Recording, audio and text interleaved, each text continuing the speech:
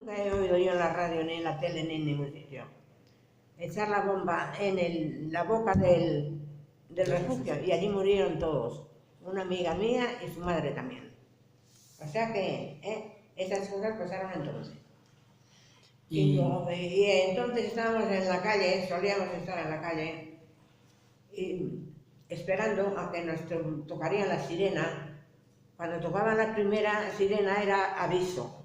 Y cuando ya tocaban la segunda había que meterse corriendo al refugio.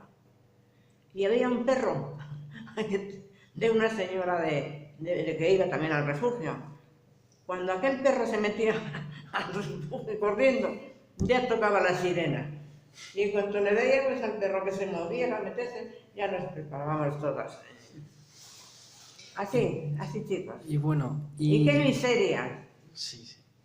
Ay, qué miseria. ¿La posguerra dónde pasaste? ¿Ya en tu pueblo? La posguerra, en tu pueblo. Yo en la posguerra te voy a decir. La posguerra pasé... La guerra terminó en 39.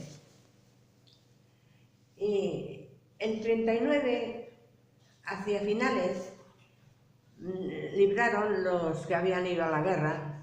Y mi padre, como había ido con 39 años, era de los mayores. Y iban los mayores licenciando primero, ¿ya me entiendes? Iban licenciando. Y ella vino a casa. Cuando fuimos a Galdácano y no teníamos ni dónde meternos, así, con una mano sobre otra, con todo roto.